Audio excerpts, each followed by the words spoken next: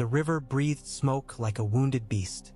Ash drifted in slow spirals upon the Blackwater's slack tide, clinging to the edges of broken hulls and clotted netting, gathering in the hollows of charred oars that stuck up like the fingers of a drowned man begging the air for the mercy it never gave.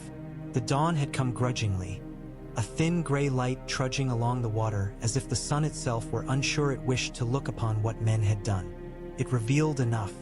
Slain ships lay on their sides or bellies, prows bit inward like snapped teeth, rafts born of desperation, hastily lashed planks, barrel hoops and door frames, bobbled against each other with wet knocks like dull bells.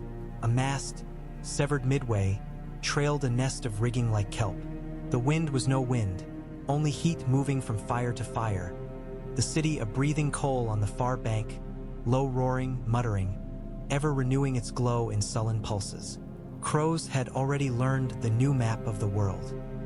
They settled on yardarms and burnt ladders and the uppermost stones of the city wall with the same unbothered patience with which old men sit by a hearth. This too would feed them. One cocked its head, I beat bright, as a shape broke the water near a beached skiff. The shape coughed, rolled, kicked, became a man who lived because his lungs insisted. Davos Seaworth told himself 3 times that the taste on his tongue was merely salt. The 4th time he could not pretend. The mummer's green had been sweet as honey at first, then sharp as rotting fruit, and then it had been nothing but the iron of his own mouth as he closed his teeth against screaming. He had survived the night and had convinced himself, between coughs, that meant something. The dawn had come, and he was not among the lamp-green silhouettes that still burned where oil clung in slicks. He was not tangled in the chain's broken links. He was not pinned below by a yardarm. He was not with his sons where the Black Betha's deck had gone from wood to fire in a blink, and then from fire to darkness that was cold and would stay cold. The river had spat him into a corner at the base of a quay where the stones were warm to the touch like an exhausted horse. He lay with one cheek on those stones and his arms around a spar no thicker than a child's leg. Felt like clinging to bone. His breath calmed. He coughed until nothing came up but the thinnest thread of red, and then he let himself pant and blink and look. It was strange how the world still included things like fishmongers' baskets and a gap-toothed ladder and a hook someone had lost that would matter to them later if they lived. It was stranger to notice that he had all of his fingers. They were blackened at the tips, the nails as if dipped in ink, but they answered him when he scraped one against another and listened to the dry rasp. He had his finger bones around his neck as well, the pouch wet and clinging to his chest. Davos touched it and then took his hand away as if he had intruded on someone's grief. Men were shouting on the quay above, not in panic but with the weary briskness of those who had killed and now must move the killing's furniture. Davos could not catch the words. They were small shouts, and the dull roar of the city smudged them. He pushed his face away from the stone and, with the care he had once given to rising from a bed with one sleeping child on either side, he slid his knee up and planted it, then the other, then eased himself to a crouch. "Sir?" a voice said above him. He looked up into a boy's face fringed by a fall of straw-yellow hair made darker by soot.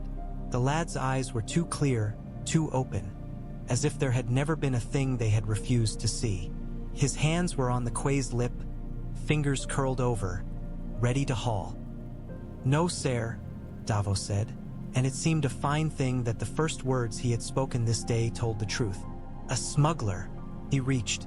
The boy pulled, grunted, and Davos rose in a stumble and lay a moment on the granite to feel it steady him. The boy pointed at the pouch against Davos's chest with a kind of reverence he might have given to a relic. "You're one of his," he said, and in the voice there was that mix of fear and fierce pride Davos had heard around fires when men spoke of the king as they did of storms. "Ser Davos." "I heard." "Ser Davos Seaworth."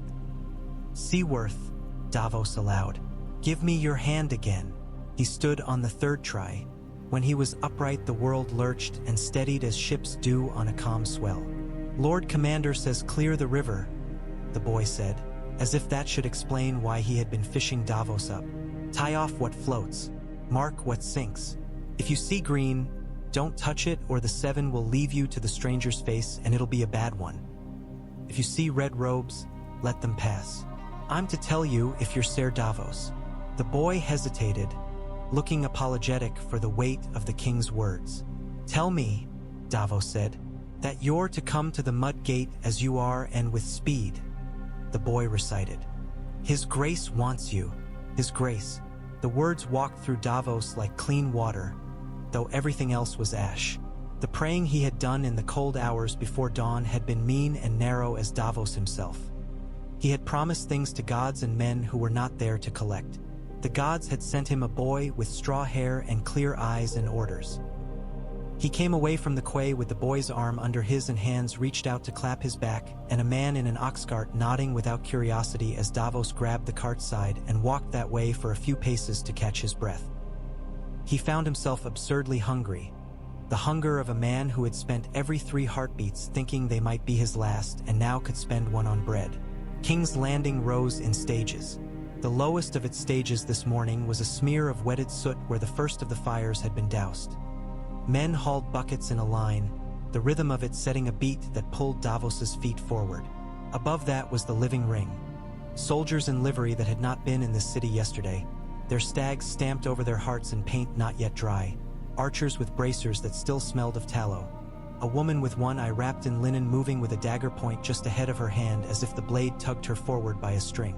A boy who might have been the other one's twin, but for the scar that made his smile a crooked thing offered Davos a skin. It was not wine, small beer thin as gruel, but it tasted of barley and of being alive. What did we do? Davos asked, surprising himself with the word we, though this was no time in a war to quibble about pronouns. At the river? Broke our knuckles and then broke theirs, the crooked smiler said. Fireships had ours, but the wind turned after. It beat the green back up under their walls. Might be the Lord of Light, might be just wind. The chain came up and cut us, but we used their ships to cut back. Pushed a battering hulk that had no business floating, never mind ramming, and the links turned to a mess of iron dreams. Mandan! He stopped, eyes flicking to something invisible over Davos's shoulder. Go on, Davos said quietly. Some of them tried to kill their own, the boy said, as if telling it low made it less ugly. No matter, the mud gate's ours. The King's Gate's ours. The fish stink is ours, and the bell pull is ours if we can find the rope. They'll be ringing, if there's any rope left. You'll see. He heard them before he saw them. The bells were not the bright, giddy bells of a wedding or a small victory. These were heavy bells, patience given voice, and though their iron throats were cracked by heat in places, and though one clanged offbeat as if drunk, they kept at it. The sound came through the wet wool air and made King's Landing a place again instead of a shape that burned. Every man who had tried to live in the city in the last years understood that bells meant something. Today, they meant that the city was making a shape around a fact. It had been taken. The mud gate had known too many rams in its life. The posts had been shaved and shored so often that they resembled knotted bone, and smoke had seeped into them and would never leave. Now, its teeth were splintered and the gates themselves stood open on leather hinges, as if they were a man who had fallen asleep with his mouth ajar. Davos saw a cart piled with what could only be things that had floated. Chests and oars and a cage with one broken bar and the ghost of a bird that had flown, but that someone had decided were part of the city now. He saw a red woman passing beneath a charred arch as easily as a drop of blood runs down a blade. He saw men posting notices on a board, tacking them up with nails that squealed. The writing was careful and large, for soldiers' eyes and for the city's, and though Davos could not read the letters, he could read the stance of the man posting, serious and afraid of nothing. Above the gate, where golden lions had been carved into the stone as a warning, someone had draped a banner white as sailcloth with a stag black as night rearing proud on it. The cloth flapped. The stag watched. They had cleared a path, and the path had its own guard of men who turned with one thought when Davos approached. He recognized one, broad-cheeked, thick-skulled, a scar like a pink sin across his chin from a skirmish at the Mander, who returned the recognition by setting his palm to his chest. It was the salutation of Storm's End, made awkward by gauntlets and habit. Davos returned it anyway. He did not pretend to kingly manners. He let them lead him because it was what he had always done best. Find the line and join it and keep it straight. The line of the path led him into a square that had been a market. He knew what it had sold by what lay broken underfoot. Oyster shells and fern-tied bundles of rosemary and a child's rattle that had spilled its pebbles and would no longer rasp. The stalls were tumbled, their slat roofs knocked askew like caps on drunken heads. A man in red. His beard was a natural red that had been mocked by the new red that draped him. Stood on a hacked stump and was shouting scripture. No one listened to him. The city listened to soldiers' boots and to hammers striking the heads of nails and to the far bells that did not tire. Davos followed the line past the square and under an arch where two men stopped to argue about whether they should pull down the mother statue. "Leave it," one said. "She's every man's mother tonight." That made the other laugh and shrug and move along. There had been a world in which Davos would never have gone farther than that arch. He would have been turned at some checkpoint by a lordling's sneer and a steward's careful cruelty and sent back to the river or into a cell or into a pit. But King's Landing was not that world today, and Davos was not the man who would have bowed and backed out. He went where the path led, through the gate of the gods with smoke marks like old tears and up the street of flower, which smelled of dust and fear, and where a boy had set a clay cup on a step as if for a beggar and the cup had gathered ash instead of coppers.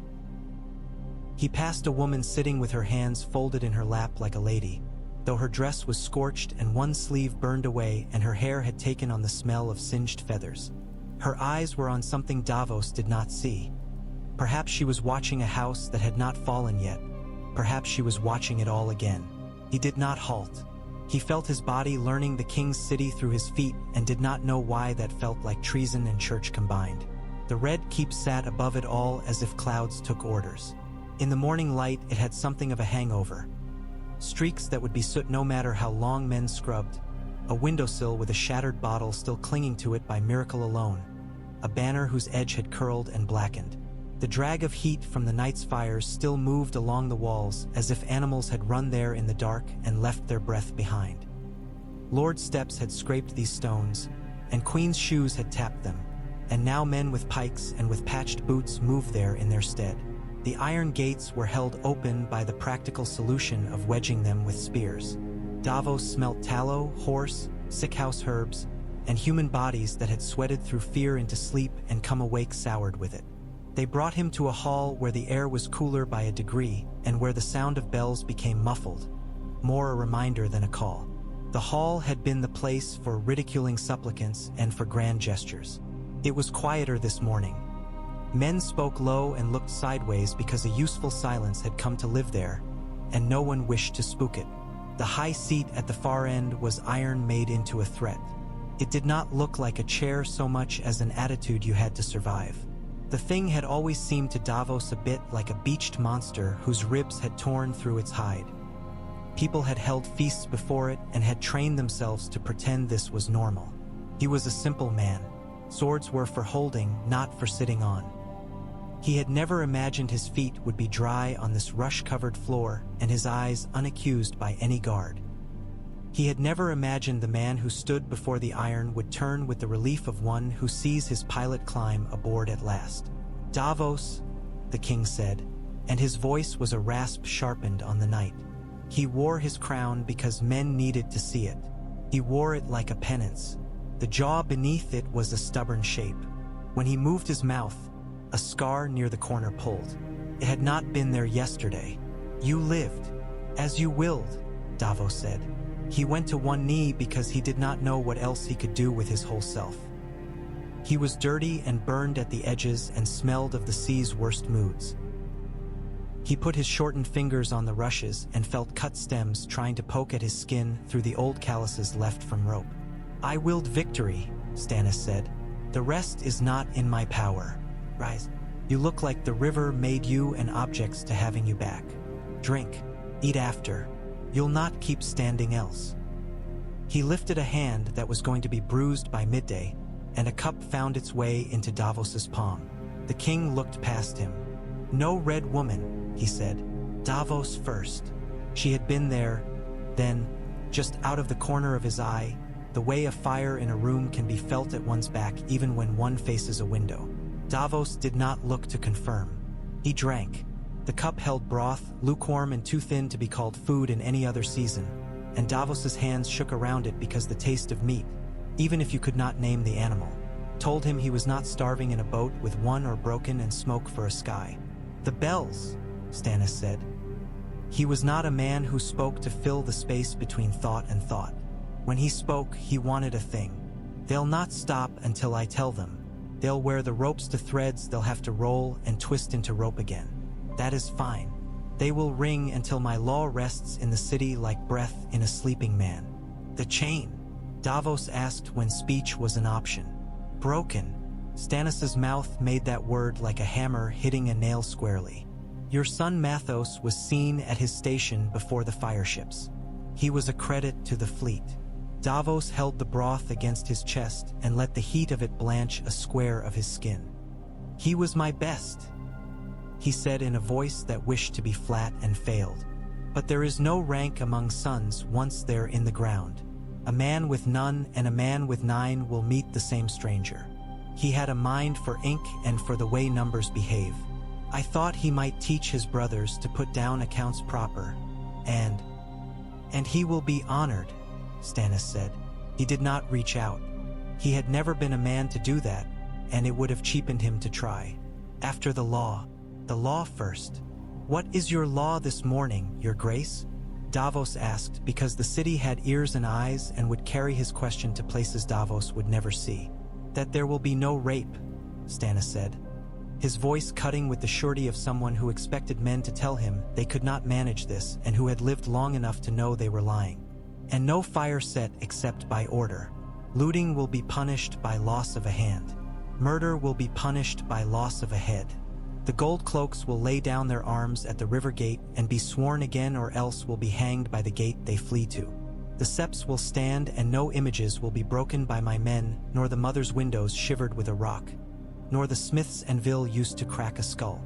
The red keep will be held.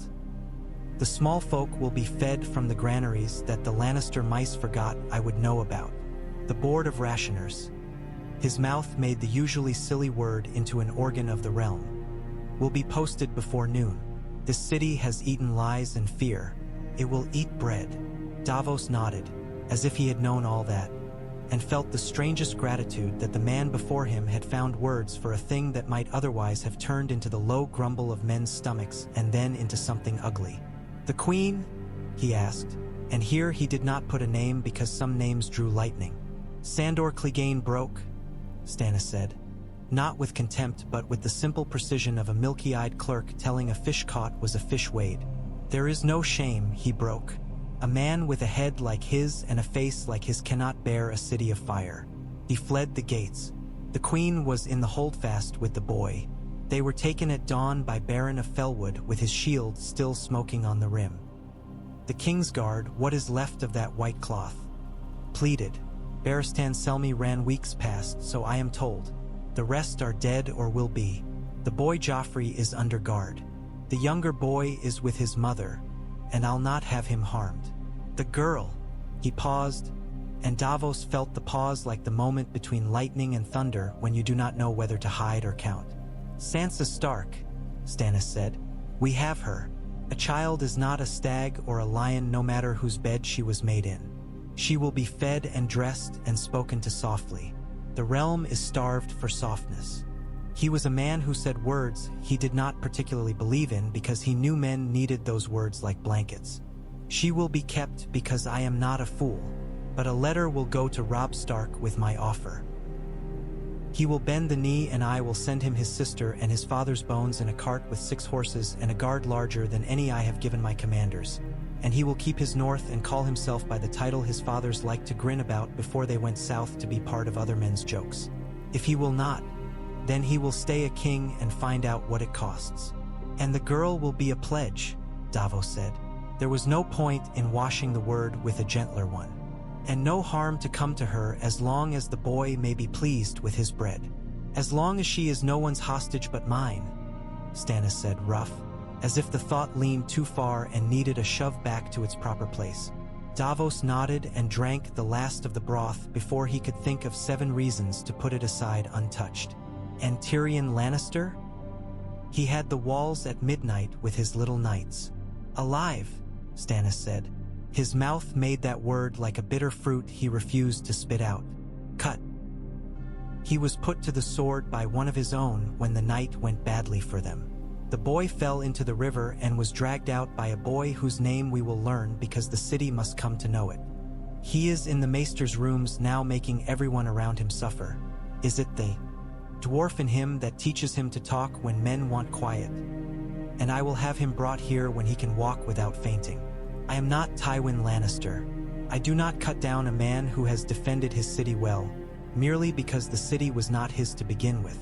He will answer for his crimes to the realm, which is to say he will answer to me. But there will be justice. The city must see it decided and measured, not spilled. Davos thought of wars the length of a room and wars the length of years, and saw how they both ended if men did not watch their hands. There are moments, he told himself, where one man decides whether a thing will be a tale told to frighten children or a law that holds roofs on. Let me go to the mud gate, he said softly. I'll tell men what you have said. A law spoken by the king at the top of the city will sound like a wind to men eating ash at the bottom. You'll tell them the punishments, Stannis said. And you'll tell them also that I will not leave until the water is sweet and the bakeries give bread that is bread and not pounded pebbles, and that the stench from the street of silk will smell only of perfumed whores and not of corpses curtained by smoke. You will tell them of justice because that is all I have to feed them with this morning that is worth anything. I will, Davos said. You will not go in red, Stannis said, and now his eyes shifted to the glow that had been at the edge of Davos's seeing. Not yet. Melisandre stood as if she had grown there. The smokes of night had not touched her. Her hair made the red upon her more like a thing that had escaped from a nest and now wore a woman's face than like a garment.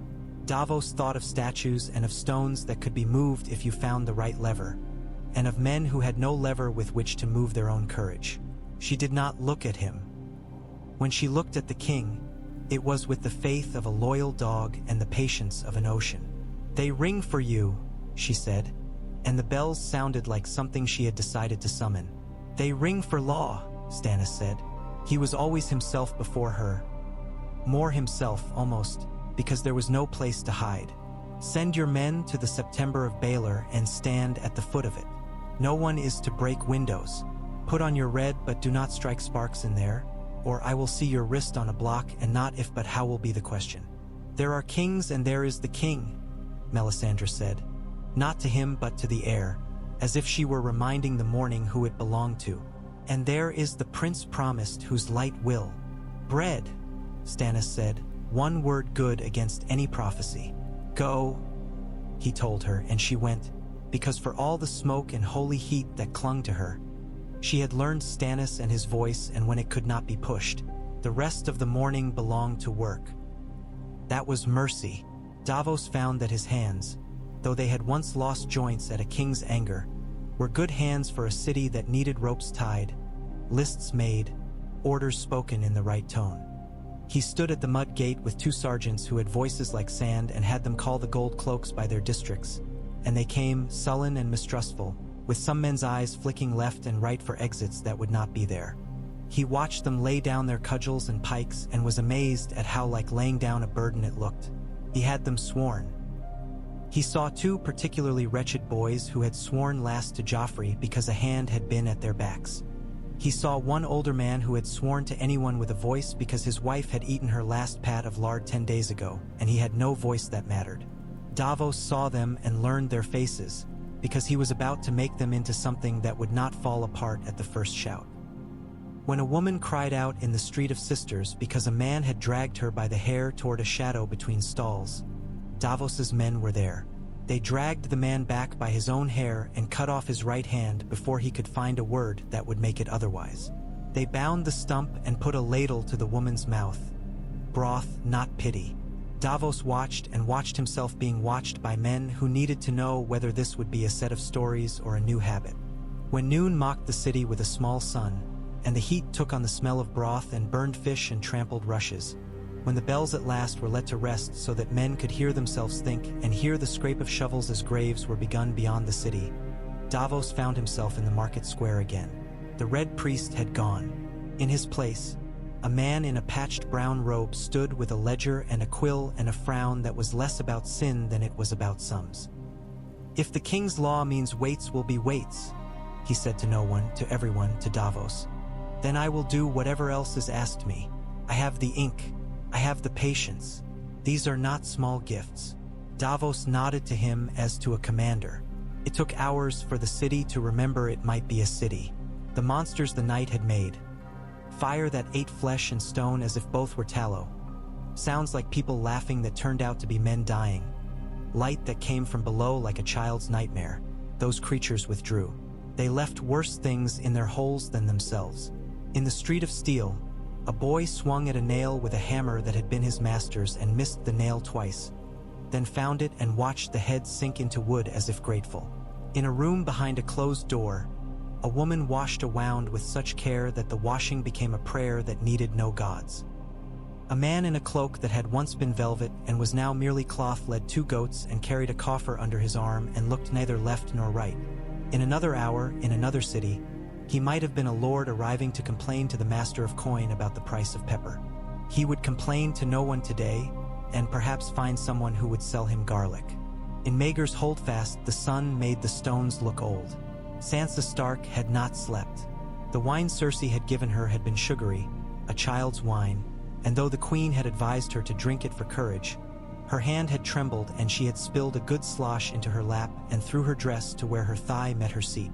So she had smelled like summer fruit while men shouted and the queen's eyes slid from face to face like knives looking for a weakness. When dawn pushed at the window slit, she rose because sitting was more difficult now than standing. They had told her the king's men had come, and her first thought had been of her father. It came so thick and fast that she put a hand to her mouth to stop it from coming out as sound. She knew in a part of her that seemed cruel for knowing it that this thought was stupid as a child's plan, to leap from the roof and grow wings on the way down. But the thought came anyway. That law had a face and a name and a voice and might say something that pulled the world back into a shape that made sense. She set the thought down in the corner of herself like a doll she had outgrown and stood in the room where Cersei had paced. The queen had left, escorted and with her head high, and when she'd gone the room felt a little like a stage after a mummer's troupe has taken its props. The light fell differently. The air did not carry that sweet note of wine past its prime that had hung in the corners as if it had nowhere else to go. One of the queen's women had a face as tired as old linen. She looked at Sansa as if she were deciding on the price of something small and valuable. "Do you need a shawl?" she asked. "No," Sansa said. Her voice was crisp, pleased her to hear it. "I need to know who is here, who these men are that have taken the city, what colors they wear." She had learned not to ask for what she wanted. She asked for what she could be given. The woman lifted one shoulder toward her ear. A small movement, a shrug that had shed the larger life in which a shrug meant something to someone. "Stags," she said. "Black stags, white cloth. It looks like men who mean it. The little one is cut. He bleeds so much when he moves that one of the maids fainted and the other laughed. The hound is not to be seen. The king, our king." She forgot the word that should come after. Fear had eaten it, or perhaps reason had. "They will come," Sansa said. "They will wish to see the queen and the princes. They will want to know who is left." She studied the cut of her sleeve and how smoke had left a smudge there that would not be brushed away. She wanted to brush something away. She thought of the songs that had taught her that when victory comes, it goes first to the noble and then to the rest by trickle. She thought of the boys who had shouted themselves hoarse on the walls, and of the man with half his ear who had been kind to her when she had dropped a cup, and of the hound with wine on his breath who had told her to come away with him last night, voice rough with a strange desire. She could not call it kindness, and yet it had not been cruelty either. She had said no because what else could she say? Because life had decreed that all her words must be no until someone else put a new one in her mouth. She was ashamed of that and angry at it, and she told herself those were useful fires to keep, little ones you could put your hands near in winter. That thinking steadied her. When the doors opened, the men came with a smell of iron and the old smell of men who have slept in armor. The one at their head had hair so dark it drank the light. His face had the grave, severe look of a god in a small temple, a god who gives no grain and takes any he is offered. He did not smile. He had a way of standing that made every part of the room around him look like something that had been moved into its proper place. When he saw Sansa, he stopped, and when he spoke her name, it was as if he was adding it to a list that made sense to him. "Lady Sansa Stark," Stannis Baratheon said, "you are safe under my law. You will be provided food and drink and new clothing. You will not be left alone among men. When I send to your brother, I will inform him you are under my care and ask him for sense." He did not approach her. He did not bow. If he had done either, she would have mistrusted him. It was strange to think that the first thing the man gave her was something she had thought dead. The shape of an adult's word that was more than just a paving stone laid on a road to a lie. "My brother is king in the north," Sansa said, her chin lifting by some old habit that had saved her from crying as a child when Septa Mordain had scolded her for failing to grasp a needlework pattern. "He has men who love him, and they have fought and died for him, and you are not his king." "I will be his king if he is a loyal subject," Stannis said. "He will have all the north and his name and his winter to call lordship over if he bends. If he will not, he will be king in a dead land, and that is a poor thing. The crowns of the wolves hang in ancient halls and look like shadows when men light candles. We will see whether your brother loves his pride more than his people. You will not be a piece in his game. You will be my king's piece in flesh. That is a better thing than being anyone's pawn." "You do not have children," she said before she could stop the idea. "So you do not know how it cuts to hear a thing like that." His eyes did a surprising thing. They did not soften. That would have been as alien to them as smiling, and they did not harden either. They looked as if someone had shut a door behind them and made them less windy. "I have a daughter," he said. The admission came rough. "I have one child, and she is my heart's center, and I am made of stone around it. It has not kept it from beating. I say what I say about pawns and about kings because I must. I will not let you be used past what is necessary to make men lower their swords." She thought of Shireen Baratheon. She had seen the princess once at a feast, the girl's face with that gray cast in patches like scales, and found that she liked him better for having remembered. It is easier to be stern if the world is only a miscellany of shapes, Sansa thought. It is harder if the shapes have faces like Winter's. "I will not try to run," she said. It sounded brave when she had not meant it to be brave. "Where would I go? If you will have someone bring me a comb, I would be grateful," she added, because a comb was a small dignity, and small dignities were the easiest to give and so often were refused by people who enjoyed refusing them. A young knight to the king's left turned his face a very slight amount to conceal his surprise, and Sansa felt a pinch at her mouth that wanted to be a smile. She did not allow it. "I will send a woman with a comb and with 2 gowns," Stannis said. "You will keep the one you are wearing also, and the crowns on it will stay there, and no one will pull at the embroidery. If anyone touches your dress, you will tell me so that I can see his hand fall." He turned, and she saw him in profile and understood why they said he had a jaw like a cliff. The men with him, one with salt in his beard and loss in his eyes, one whose red cloak did not suit him and yet who wore it as if it were his own skin, followed his motion like birds learning to fly in the pattern of their fathers. Sansa watched them go. The room changed, the air shifting as if a big man had moved away from a fire and left the heat to someone else. She breathed. She said the word bread in her mind 3 times and was surprised to feel tears at that. She was a girl who had wanted fruit tarts and carved swans of ice to set upon tables. Now the notion of plain bread, unsweetened and honest and slightly stale, made her tremble. She sat on the bed and folded her hands and said a letter in her head to a brother she had left a lifetime ago. She began at "Dear Rob" and then told herself that was too much like a girl writing to a playmate, so she began again. "My lord brother, the city has fallen, and I am safe, and the man who has taken it is made of iron, and the iron is not cruel if you are not wicked." She imagined how she would write it when someone brought ink and a quill, and how she would blot carefully because old Septa Mordain would have corrected her blots more than her words. Tyrion Lannister woke with the taste of linen. The taste had 2 components. Old because sheets that are boiled often enough develop the taste of their own survival, and new because someone had poured wine somewhere near him. He turned his head to chase one taste off and found only the other persisted. Pain announced itself with such accurate punctuality he could have set a candle by it. There was some shame in him that this amused him. He lay very still and tried to tell the pain that he saw it, he acknowledged its claims, and he would treat with it if it would stop being vulgar. "Good day, my lord," a voice said, and there was something in the way the words were clipped that made them familiar even when everything around them was not. He opened his eyes. The light was not cruel. It was careful, as if the room had been persuaded to be generous by someone's good manners. Podrick stood with a basin.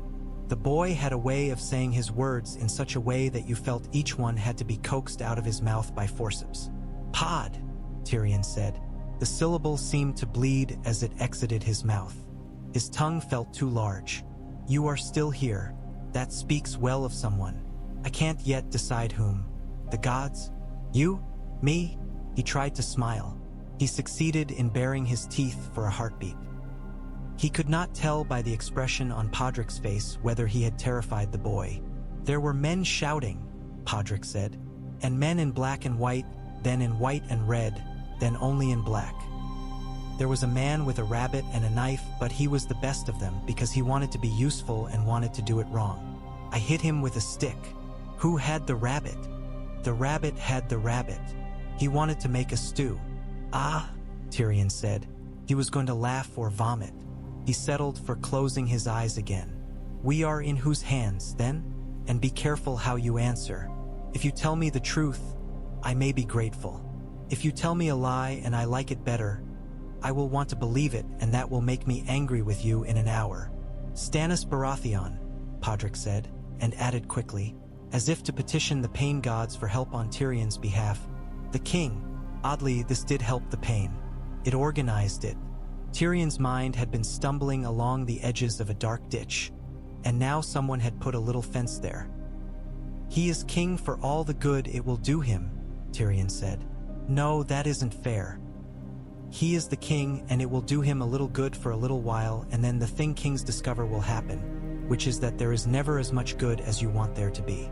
He considered moving his hand and discovered he did not need to. The hand was wonderful where it was, at his side, pretending to be a loaf cooling on a table, mild and domesticated. "And we are to sleep before a man with a cliff for a jaw comes to pass sentence?" "The maester says not yet," Podrick said. He looked miserable. Tyrion found this both touching and faintly ridiculous. "He says you should sleep or you'll die. I do not know how to make you sleep. You are not the first to find me a difficult man to put to bed," Tyrion said. He found that he owed the boy more. "What of Shay?" he asked, and then hated himself for asking, because the question made a shape in the room that would be noticed now by anyone who was watching, even years from now when everyone in this room had died.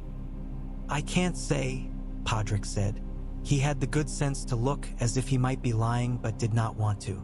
"Varys sent a note with a word that meant a thing I think you know. I burned it. I thought you would like that. The man with the rabbit wanted to use the ashes to thicken the stew. So much of life is useful in ways I prefer to forget," Tyrion said. He opened his eyes so that he could see the boy's face when he said the next thing. "If we can have no rabbits and no women, then we will have the king. Send a note. Say that I am awake and that if Stannis Baratheon hates to wait as much as I suspect he does, then he might as well come now and get the worst of it over with." "He will not come," a new voice said, and it drifted in like smoke slipping under a door. Varys made himself visible in the way only he could.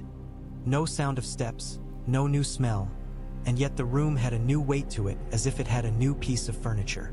"He will summon you. He is a man who prefers his ground to yours, and he is a man who cares for the obligations of chairs. He will sit before he speaks. He will find that a chair and I are both more comfortable than he thinks," Tyrion said. He turned his head the smallest of degrees. Varys, too, could be anything in a room, curtain, chair, laundry hanging to dry, a pot without a lid, and somehow make that into a threat. "You are unburned. That will please whomever was waiting for a sign." "I dislike flames," Varys said. They do not ask your name. They do not care about your plans. They will take your notes and your nets and the names you have so carefully collected, and they will turn them to a nothing that smells of mutton. It is very rude. I told them I had other friends. They flicked at my sleeves anyway. But yes, I have most of my hairs and some of my dignity. Do you have a new king? Tyrion asked. I have a king, Varys said with a tiny, apologetic smile that was also weary. Which is to say that I have another problem. Like the one I had yesterday, but with different buttons on its coat. He considered Tyrion. You acquitted yourself well. Men will not want to say so, because it will make them feel a lessening in the places where they like to be solid. But they will be unable not to. You saved a city that was not yours to save. The man who has taken it will not like our songs about you. That means the songs will have to be written cleverly if they are to be sung at all. Write one I can sing myself, Tyrion said. He would have liked to waggle his eyebrows. He did not trust his face to manage the feat without coming loose at the seams. It will involve me dying well or living badly. Most songs do, Varys said. I have brought you a letter. He held it up as if it were a glass of good wine whose bouquet he was sharing. It says what you would imagine it says. It has exemplary grammar. The hand is stiff, as of a man who learned to write past the age when the mind is supple. It invites you to answer charges before the throne. It calls you my lord and means dwarf. It calls itself the law and means my law. If I sound unkind, forgive me. He is a cleaner man than most. I do not know yet whether that will make him easier to live with or harder. It will make him a poorer liar, Tyrion said. And that is always inconvenient for everyone else. Very well. I will go and I will bow, because I did defend the city against him, and it is more important to live to argue than to die to be right. And if he cuts my head off, well, that solves the problem of my height in one neat stroke. He sighed. There, that was the last joke for an hour. Let us see whether I can manage an hour without one. Varys's face did something interesting then. It sharpened and softened at the same time, like a candle flame when the wick falters and is fed. I will be there, he said. You will say what you should say. He will answer in a way that makes the room colder. Davos will stand at his left like a man trying to be better than he is, which is a noble task and a tiresome one. The woman in red will stand at his right like a painting hung when great-grandmother's eyes have gone dim and no one dares to say they do not like it. And the city will try on a new face. Will you ever answer a question plainly? Tyrion asked. Or will you always tell me what will happen, as if we were both watching a puppet play? I have never known what good is done by answering a question plainly that was not asked plainly, Varys said. Pardon me. The day wore itself down, and King's Landing learned that the day after being almost destroyed feels a little like the day after a wedding in a family that cannot afford weddings. There are plates to be washed and a small miracle that the chicken bones have made a tolerable broth, and there is a faint disbelief at how ordinary the body's requests are. The children slept with their backs pressed to walls because the walls were cooler now. Men slept where they stood, and the women who loved them, wives or whores or sisters or merely women who had decided to love them for an hour, let them and then stole bread when they could because love does not feed itself. The smell of old burning charcoal, layered neatly over the smell of new bread, and together they made a thing that was not pleasant but was enough. At dusk, when the bells had not rung for some hours and men had grown accustomed to their absence in that way people do with kindnesses, the Lannister lions were lowered from the towers. It had the look of laundry being taken in from a storm at last. It was not triumphal. It was the work of men told they had an hour to finish and a mile to go. The stag banners went up carefully, and someone had taken pains to wash them so that they did not go up stained. A child clapped, and his mother hushed him, not because she loved the lions but because the day had taught her that there is no sense in calling attention to joy. Stannis Baratheon did not sit the Iron Throne at dusk. He stood before it for a time, perhaps because the thing had to be made to understand who owned it now, perhaps because it had to be confronted like a dangerous dog. Then he went past it, as if to deny it the spectacle it had been built for. He sat instead at a table that had a map on it. The map had been painted by someone who liked fields. The grass green went through the reach like an arm and a vein. The rivers to the north looked kind. The sea was blue in a way that reassured everyone except sailors. The Red Woman stood too near for Davos's comfort. Davos stood to the king's left because someone had put him there and because he had no other idea where to put himself. Tywin Lannister, Stannis said, and the name lay on the table like a pale thing that had to be killed. He will have taken what men he could rally and what Tyrells would follow him and will have marched and will now be marching away, because he has learned that when he is not being watched he is a clever man. The Tyrell host is large and fed and proud and stupid. That will help and hurt us in turns. They will find no welcome at the city while my men are on the gates. They will not starve this place. I will not let them. Let Mace Tyrell sit on his horse and be large, pointing his sword at the walls. He cannot climb, and let his cooks grow angry. We will comfort him with arrows from time to time. He had a way of speaking that made men look down at their feet to be sure they were standing right. Davos watched the men around the table. Lords of lands taken, of lands borrowed, of lands promised, of lands lost. Nod because they did not dare not, and also because what else was there to do but nod. A city sits where it sits. A river runs where it runs. Men can either adjust themselves to those facts or die objecting. We have one advantage, said the Red Woman. They do not understand the part of you that belongs to the one God. Neither do I, Stannis said. It seems a thing for after supper, not for moving a host. Davos, tomorrow you will see to it that the city watch is made into a thing we can use. Give its command to a man who has never been anyone's friend. And send a man to the granaries near the Dragon Gate.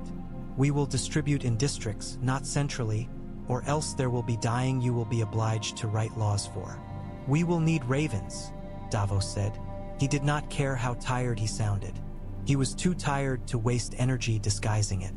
Ravens to Riverrun, ravens to the Vale, to White Harbor, to Old Town if there are any men left there who do not bend the knee to high towers and oils. We will need a letter to Doran Martell written in a hand so respectful it makes my nose itch, and a different letter to Balon Greyjoy explaining his death to him in terms he can respect. I will need a man who knows that fishy land.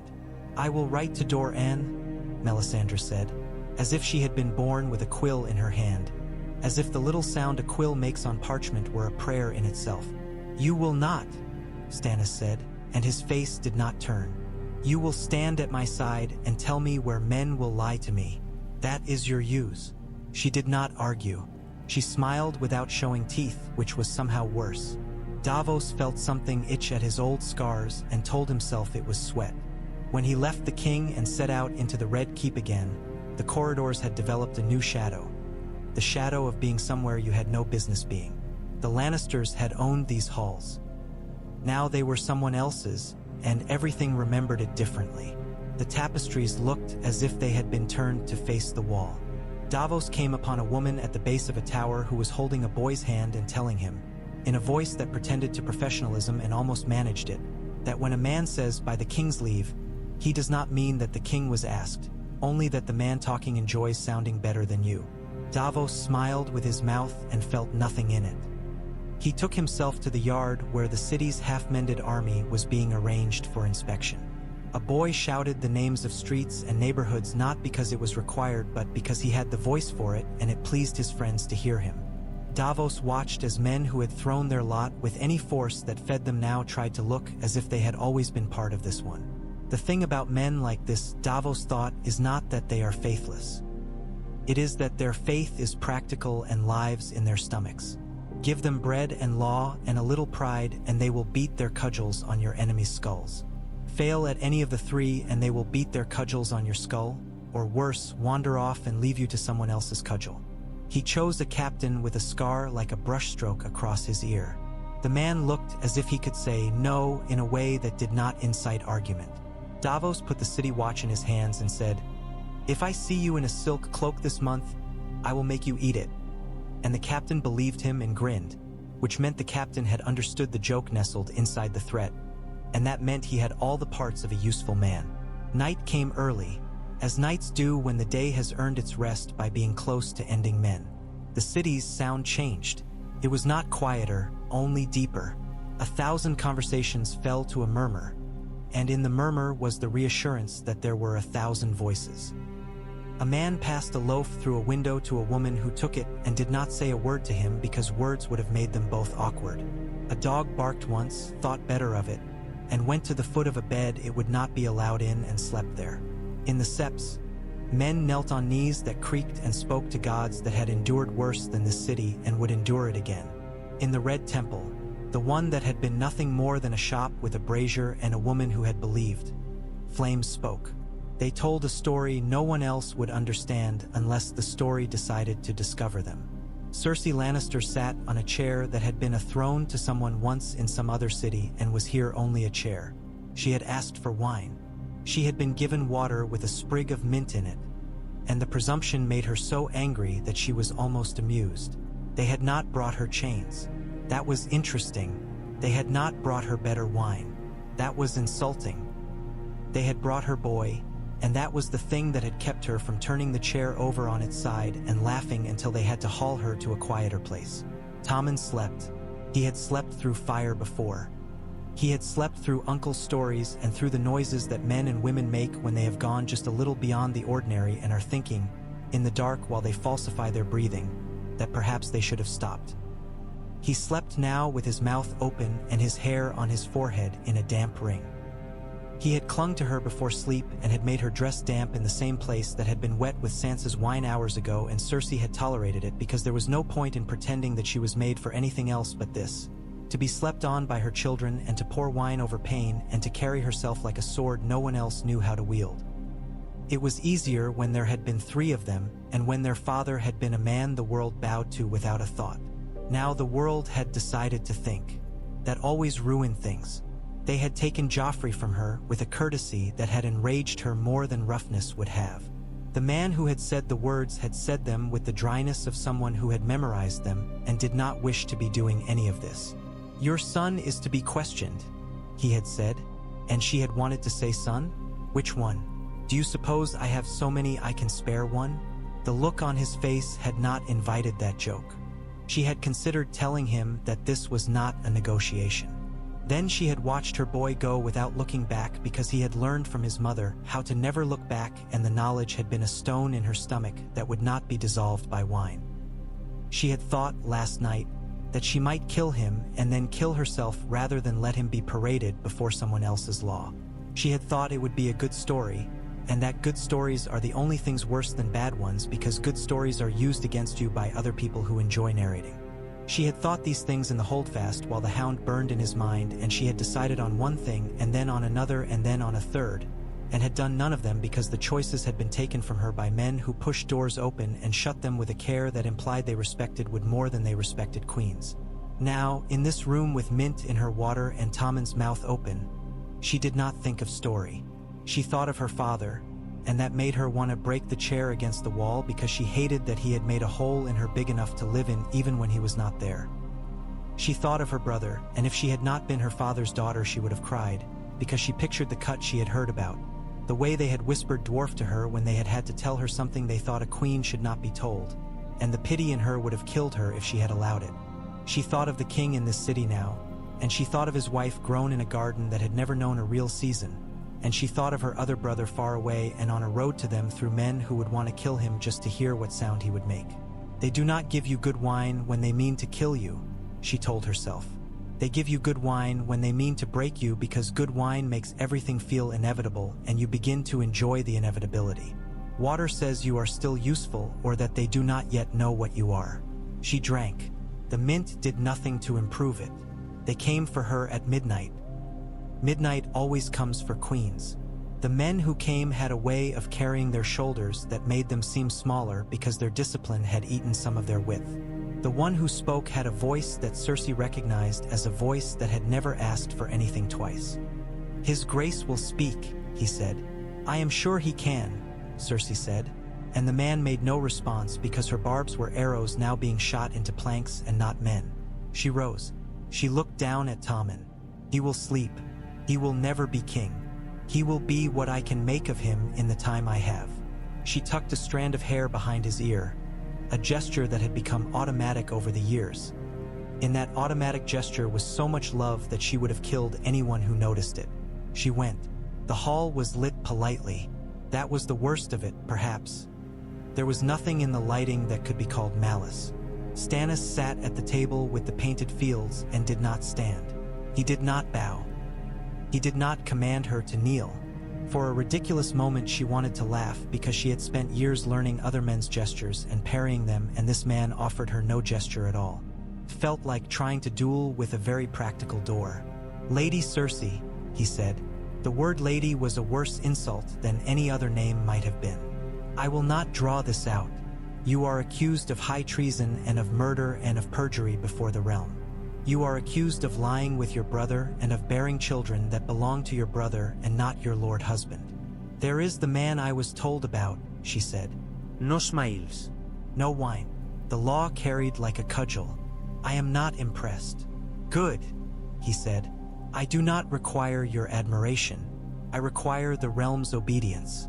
The boy you call king is under guard. He will not be touched." He did not add, "unless a law demands it." He did not have to. "You will be kept. You will not be given poison. You will be allowed to dress as befitting your station. You will not be allowed to leave. You will not be allowed to whisper at the heads of fools. You will not be allowed to set fires in men. I am not half so clever as you think I am," she said. No. "That is a lie. I am twice as clever. I am also tired, and your face is extremely ugly to me, and I am going to sit without being told, because the only one who ever told me to sit in a way that made me feel like doing it was my father, and he is not here." "Then sit," Stannis said, and something passed over his face. Relief? No, that would have been a thing for weaker men. Something like acknowledgement that a thing had taken place that could not be helped and did not need to be made a small battle. "You loved your son," he said after a moment, in the tone in which men comment on the weather. "Even a corrupt love can be love." She looked at him. He did not return the look. He studied the map as if it had insulted him once years ago and had not apologized properly. She thought of saying a thing that would stick in his throat, and she could not find the thing. He had an ungenerous face. She could not imagine it with tears. She began then to hate him efficiently, in the way that consumes less of your day. The old kingdom, the one with less smoke and more song, was done. This new one was going to be made of rushes that had been laid down by men whose feet would still stink after they bathed, of rules pinned carefully to boards, and of men watching as hands fell from wrists. It felt to her like a city after a flood, where the water has gone and has left everyone to scrape its brown line off the walls. All the same, she understood, with the part of herself that had survived because it was an animal and not a queen, that she had been lucky in her conqueror. There were worse men. That did not obligate her to gratitude. It did obligate her to breathe and to plan. By morning, the city had a routine, which is all a city is, in the end. The repetition of small mercies and small cruelties in a pattern recognizable enough to lull everyone into participating. Davos woke before the bells. He had never been a man for sleeping late even when he had nothing to do, and today he had everything to do. He washed in a basin of water that had an odd sweetness to it, something in the city's pipes, and dressed in clothes someone had found him, not his, not proper, but clean, which is a kind of royalty in itself after certain nights. He ate bread while walking and drank something that claimed to be ale and failed nobly at it, and he loved it because it failed nobly. He walked to the parapets above the river and looked down at what had been their first victory and would be their first graveyard. Men were already at work with hooks and lines, pulling a hull nearer with a patience born of knowing there was no point in hurrying some tasks. The green had long since stopped burning, but the slicks still moved with an oily mind of their own, and men gave them a certain birth out of habit. Above them, gulls played games with wind that no one else could feel but them. The chain that had been raised, and then broken, and then found again in the morning like a piece of old sin, lay in loops on the quay. Men eyed it as if it might wriggle. What is used to trap ships has the look of something that might turn and try to trap men. Footsteps. He did not have to turn to know whose they were. Some men's steps announced them. Stannis's do not. They simply arrive. "It is a river," Stannis said. "It will carry off your sons whether you win or lose if they are in it at the wrong time." "I have been teaching myself that," Davos said. He spoke without turning. He liked to imagine he was the sort of man who can look a king in the face at any moment. This morning his eyes were for the water. It does not feel better, for all the thinking. No thinking makes grief less. It only keeps it from being everything. Stannis stood beside him and put his hands on the crenel. His knuckles were raw. I will make you my hand. Davos turned then because there are words that should be heard with the eyes. No, your grace, he said reflexively. Then, because the man beside him was not one you refused without also offering him something. He knew that truth with an animal's wisdom. He said, yes, if you mean it. If I did not mean it, I would not say it, Stannis said. I will give you a ring to show you are what you are. I will not give you a title that your bones will not let you carry. You will be lord or not in another season. For now, be Davos and be what I put you as. Tell men the truth when it is needed. Since you insist on it with me, I will return the favor. When you cannot give me what I want, tell me that as well so that I can stop wanting it. Davos inhaled, and the smell of the river was not a smell he had ever thought to love, but he loved it now because it was honest. I will tell you things you will not like, he said. I will tell you that the Red Woman is a wheel that will break us if we put our feet wrong on it. I will tell you that men do not love you. They will obey you. That is not always enough. I will tell you that bread does not appear by decree. It must be made with hands. I will tell you that you will have to bend something in yourself you have never bent before if you want Robb Stark to bend anything. And I will tell you that if you do not bend that thing in yourself, I will sit with you and watch your jaw set and I will not flee. The first task, Stannis said, as if Davos had said I accept, as if the acceptance had been inside his words without needing to be voiced. He pointed at the city with his chin. Find me the rats and make them fight each other instead of eating the grain. Find me the coin that the last one hid in a wall somewhere. Find me a man who can make the sums and not steal. Littlefinger is gone, Davos said, saying the name like a thing you might find stuck to your boot. We will need a grown man's hand to replace him. There is one, in a tower with books. He looks like he will die if someone asks him to step into sun. He will not. Bring him into the day. He thought of the man who had stood with the ledger in the market. He thought of the smell of ink as something like the smell of bread if you had the right nostrils. I will trust your judgment in small matters, Stannis said. We will discover whether this one is small, Davos said. By the second day, the city believed the new law as much as a city can believe anything. It believed because men who had been told to stop breaking other men's doors with axes had indeed stopped, and the few who had not found themselves short a hand before they could find excuses. It believed because a boy who had stolen a loaf to feed a sister, whose belly was proof of a soldier passing through, had not had his hand taken but had been given 2 days' work sweeping fire ash into piles and a pat as if he were a dog and a bowl of stew. It believed because a man with a red cloak had walked through the street of the sisters and had not tried to turn their sisters into the kind of mouths that had to be felt to be believed. It believed because a dwarf had walked through a room full of men who wanted to see a dwarf hang and had not hung. Belief is always some mixture of fear and relief. King's Landing's mixture that week had the composition of a balanced book. Tyrion's audience came on the 3rd day, when men had grown curious and were hungry for a spectacle that was not death.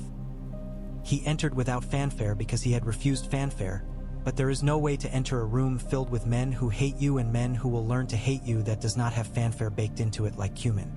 He wore a plain tunic and walked as if he had always walked with a cut across his face, which is to say he put one foot before the other and made a little joke about the floor in his mind that he did not share with anyone. Podrick went with him and Varys was nowhere and everywhere and the hall's rushes had been changed, which was a kindness to all the men who would chew their lips while listening. Stannis sat. Davos stood. Melisandre stood. She had no face this morning. She was a red thing that glowed in places where light was not.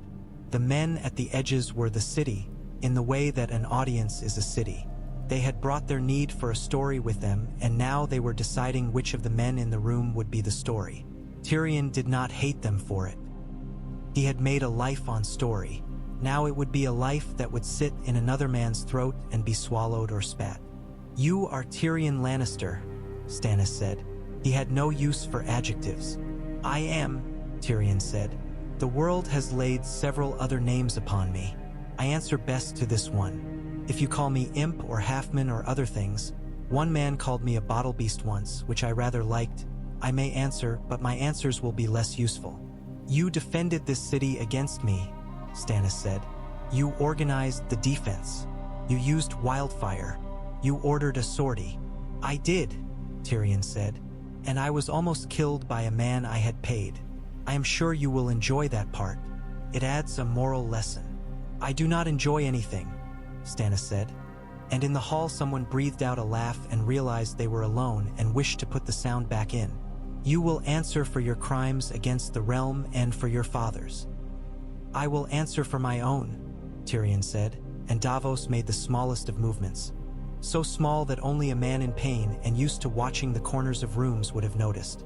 My father commits his crimes in men larger than me. I commit mine in myself. If you wish to hold me to account for all the bad done by lions, you will need a bigger neck. Stannis considered him. It was as if the man looked at an equation and refused to reduce it because he disliked the fractions. You will not be killed for defending your city, he said. I am not a fool. Men would watch and discover a kind of mercy in them that I do not want to encourage. They would say, "Look, there is honor even in enemies." I will not teach them that. They will have their honor from their work. You will, however, answer for murdering the hand of the king. I did not kill Jon Arryn, Tyrion said. I do not speak of Jon Arryn, Stannis said. I speak of Eddard Stark. Men had been waiting for that name. It rang in the room like a minor bell. Tyrion bowed his head because there are names you do not offer your eyes to. I did not kill Eddard Stark, he said. I tried to keep him alive by ways that were always going to be inadequate because one cannot graft the branch of a good man into a tree that wants to be rotten. I can tell you some names. I can tell you some lies. I can tell you a woman's hand where a man's was suspected. But I did not cut his head off nor stand and applaud as it fell. I would not applaud the head of a man who had looked at me once as if I were a child rather than the monster he had been told to see. Do not attempt to shift me to weeping, Stannis said. It is a waste of everyone's time. You will be tried. If you are found guilty, you will be punished as the law writes. If you are found innocent by my law, you will live. I will not leave you to the mercy of any gods. I should prefer to be tried by a jury of my enemies, Tyrion said, and he looked at Davos because the man looked as if he could be told a joke and not try to have it whipped. They will at least be honest in their hatred. A panel of lords will sit, Stannis said. I will speak last. He looked at Davos, which is to say he looked at himself in a way he could bear. You will collect evidence. The spider will turn over his small notes. He will enjoy pretending he dislikes doing this. Bring me proof of what this man has been and of what he has done. I will consider both. After, when the hall had become a room again and everyone had been returned to his own size by the removal of the throne from his thoughts, Davos found Tyrion in a corridor where men with trays moved as if they were currents and the men were boats upon them. He saw the dwarf's eyes, watched them measure and decide, and knew he was about to enjoy himself against his better judgment. Ser Davos, Tyrion said. Or is it Lord? Or is it hand? The city will need to know what to carve into the handles of knives when it tells stories about you. Davos is enough, he said. He found he liked the way the name sounded when this man said it. No es ne'er, no makeri. Only the interest of an intelligence that would treat him as something not exactly equal, but rather as someone the world had accidentally put on the same board this season. You fought well, and lived, Tyrion said. It is amazing how often that matters less in the telling and more in the living. I thank you for at least saying it aloud. Your king does not savor praise even when it costs him nothing to offer it. He does not have the habit, Davos said. Men think it makes him mean. It makes him economical. It makes him a man in a world that forgives only those who give free bread and easy laughter, Tyrion said. He has given bread. He will learn laughter, or he will not. What is it you want from me, Davos the Enough? Truth, Davos said. You can dress it any way you like, but under the dress it has to be truth. You will get it from me because I have no other garment left, Tyrion said. I loved a whore and she loved. Well, we do not have time to parse that. And I love good wine, and I loved my brother enough to think highly of him, and I love my mind because it is the only thing in the world that ever told me I am not useless. He lifted his chin. I did not kill Eddard Stark. I believe you, Davos said. That is not a thing I will say often in my life. Enjoy it while I am still foolish.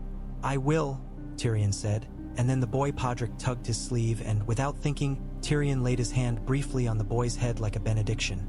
And like that, Davos decided that whatever else the man was, he was not incapable of the simple reflex that makes a man a better thing than his worst jokes. Stannis' messengers went out on the 4th day.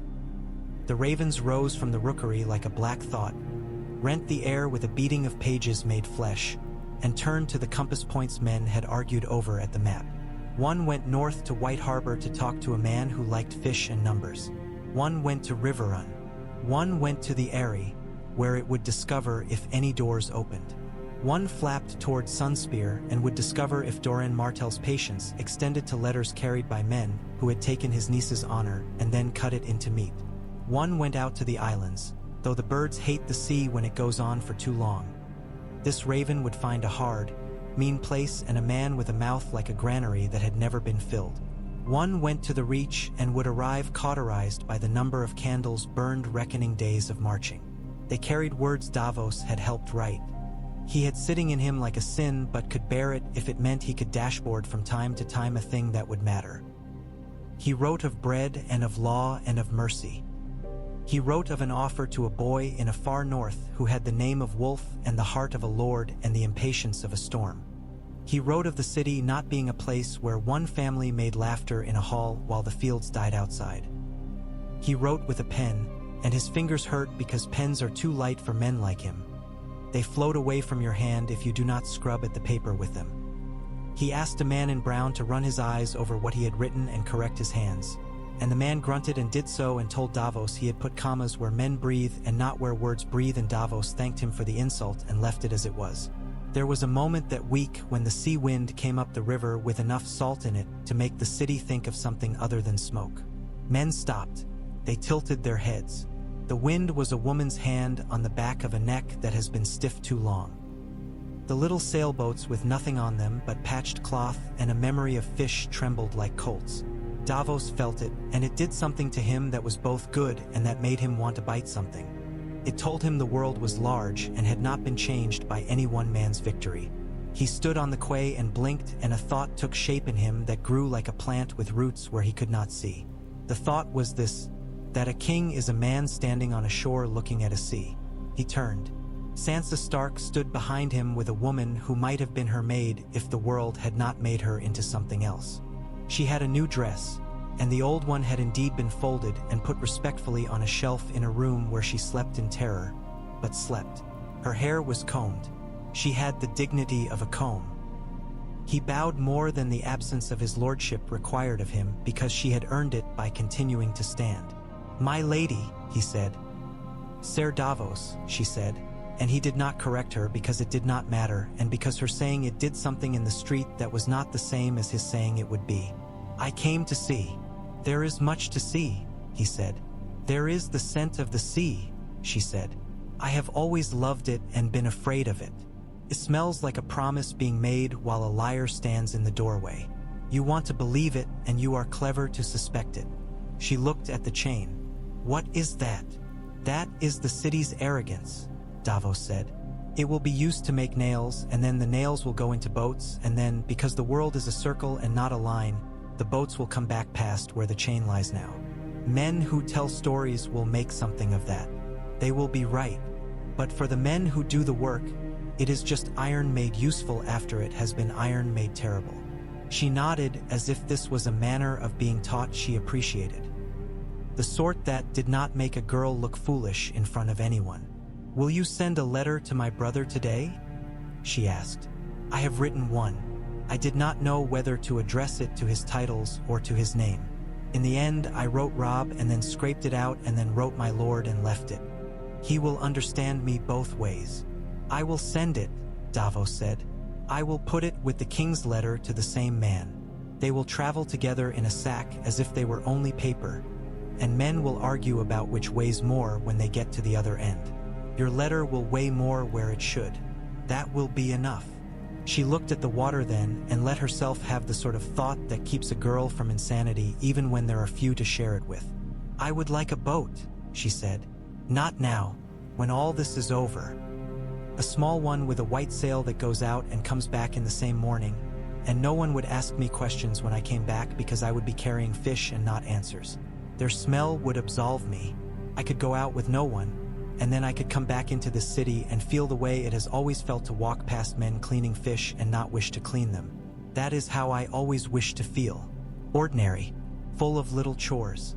People who did not know my name would call me girl, and I would not mind it." Davos looked at her as if she were someone who might one day instruct him, and thought, "She will live." He did not know how to assign the world to the tasks necessary to accomplish that, but the thought decided to live in him. It would sit in some corner of his mind and eat what it was given and grow. On the 7th day, the Tyrell banners were seen at a distance from the walls. Green flecked with gold, flowers that know how to smile without moving their mouths. Like a rumor that had lent itself a horse. There were fewer than there would have been if the city had not fallen. There were more than there would be if Tywin Lannister had died.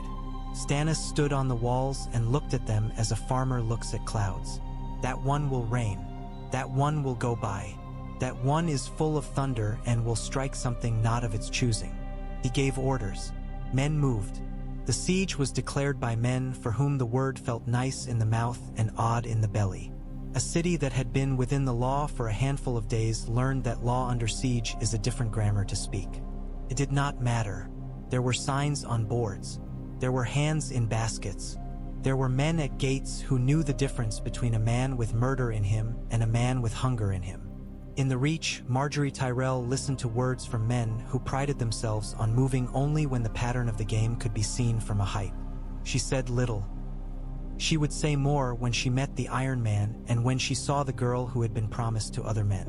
For now, she looked at her grandmother's hands on her embroidery and felt that the threads in them could strangle kings if left to tangle. In the Riverlands, a wolf's banner hung limp as if tired. Robb Stark read 2 letters. He pressed one to his chest because whatever else a boy is made of, he is made of his sister when she is in pain and he cannot help her. He read the other and set his jaw and spoke the words of pride and of land and of snow that would please the men in the tent with him. His eyes betrayed him for 3 seconds when the name of Eddard was spoken aloud again and was not a ghost. Catelyn looked at her son and thought how the world was made of pulls, and she could not save him from being pulled by both a father's bones and a sister's tears. She would have to decide which thread to cut. If the gods sent her a woman with red hair as a sign, she would argue with them. She had argued with worse. On Dragonstone, a girl with a mother's name and a father made of stubbornness put her fingers on a stone carved like a dragon's wing and told herself that if the wind moved it would not mean a thing. The wind moved. The girl smiled because she had taught herself that she could. A maester coughed and, because he had coughed all his life, apologized instinctively for the noise. It is not all fire, he wanted to say to someone. Some of it is pencil and paper. He said instead that the tide charts for the Blackwater were wrong, and he showed where with ink. Far east, across a sea that had not yet decided what parts of itself it would love this year and which it would hate, another girl, one with a name that still made men who remembered a syllable of it shape their mouths carefully, walked among men who called her mother. She looked at the horizon and thought it thin. She had dragons that grew and ate and belched and slept and woke and became the thing men would one day have to write new words for. She thought of a city with a chair made of swords and wondered how it would look with the chair melted into something that could be used. She thought about bending not for a king but for a wind. King's Landing, with the habits of cities larger than any single king's plan, continued. The bakers baked and the none too holy whores counted, and the men who had shouted themselves hoarse the week before shouted quieter now and had better jokes. The city always finds a reason to laugh. This is not virtue. It is survival. It is not vice. It is merely the city. Stannis wrote at night. He was slow at it and hated his own slowness and liked the slowness because it made the words matter. He felt the weight of a crown when he took it off more than when he wore it. He held a page with his left hand once to steady it and found a smear of ink on the side of his palm. It made him feel human, and it made him furious in the way little inconveniences made him furious. This too he would learn to bear. He wrote to a man on the wall he had never seen and told him that winter was a thing, not a story. He wrote to a woman in a cold castle not in his realm and told her nothing because there was nothing to tell her that would not change her life, and he had no right to do that yet. He dreamed once that week, and he woke angry because he resented being taken from the world he could control for time in a world he could not. In the dream, he saw himself setting a book on the Iron Throne like a cushion to sit on.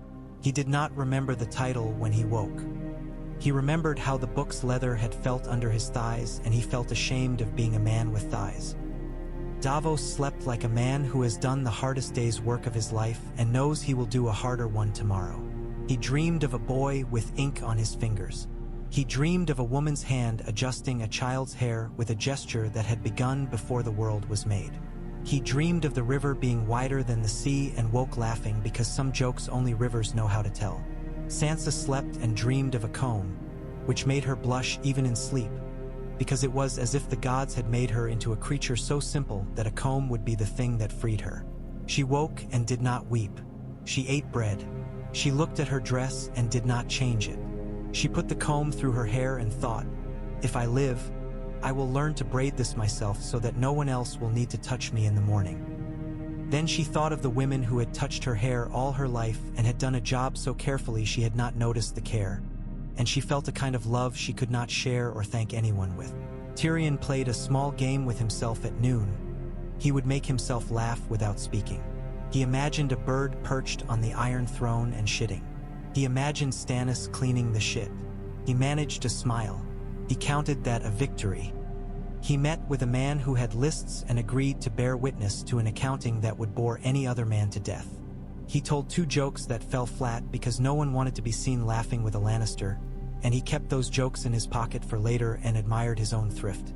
Cersei arranged her hair and arranged her face and arranged her anger and thought about how to use men without letting them think it was their idea. She had always been good at that, and she would continue to be, because talent is the only thing the world does not take from you no matter how it changes the room. She waited for a man to come with news of her son. It had been 2 days. She did not pull at the skin around her fingernails. She had grown beyond that. She folded her hands and did not look at them too often. On the 9th day, a rider from north of the city arrived with a message that the Tyrells had halted their advance. Not because they lacked bread or men, but because they had decided there was no glory and little profit in throwing themselves at walls defended by law rather than by lions. There would be talk. There would be tents and feasts and decisions to whisper to and then to undo. They would set out their most beautiful armor and marshal their flatterers and wait to see whether the wind changed. If the wind changed, they would claim they had felt it first. The rider reported this and ate an entire loaf and drank half a pot of small beer and slept on his horse like an animal that had learned a little too much about men's strategies. "Good," Stannis said. "We will starve them of the thing that feeds all men better than bread. Certainty. Certainty makes men stupid," Davos said. "Hunger makes them cruel. We will need to be sure we know which one we are creating tomorrow." "I expect you to tell me," Stannis said. "I will tell you," Davos said, and he went to the market and spoke with the man with ink under his nails, and with a woman who had a memory for who had stolen what, and with a boy with a scar who laughed at the wrong things. From those 3, he learned more about the city than any lord had ever learned from a map. He returned to the king's table with a list that had the smell of fish about it, and he told the king which barrels to move and which to leave, and where to set a guard, not because enemies would come but because a fight would break out over grain if the guard were not there. Stannis listened, which was his talent, and then pretended he had known all along, which was his weakness. Davos let him. Kings cannot be corrected over everything, or else the law itself looks like it needs a tutor. The law lived. That was the miracle. The city went from feeling like a man who had been beaten and now must learn to walk without flinching when someone raised a hand suddenly, to feeling like a man who had known worse and now was measuring his joy in a spoon. Melisandre walked at night in places women did not walk. Men made way not because she was a woman but because she cast a light. She smiled and thought of flames. She dreamed of a shadow and woke with the taste of iron and decided which men would not be missed when the Lord needed proof that his God watched. Davos watched her and did nothing because for now all of his hands were full of more immediate goods and evils. He promised himself that when the city had feet, he would begin to cut the red roots out from under them, or speak to them, or put salt in them. He had not yet found the language for this fight. He would, at the end of the week, when the men on the walls had learned to tell the difference by sound between a Tyrell horn and a horn blown by some Reach bannerman who had always wanted to own a horn, a smuggler came to the gate with a cart. That would be absurd in other cities. Here, it was a perfect homage to what the city was. He had onions. He had them hidden beneath a skirt of straw that would make anyone laugh. A guard did laugh. Davos looked at the man, and the man knew that the joke could cost him his hand if he laughed wrong. The smuggler's eyes flicked to Davos's shortened fingers and then away. It was a prayer and a plea and a petition. Davos let him in. He bought the onions for a price that shamed them both and gave them to a cook who had wept quietly over a pot earlier that day because she had an idea for a soup, but she lacked the thing that would make it sing. That night the city smelled like onion soup, and if that is not civilization, then there is no point to government. Davos, when he lay down, lay without moving.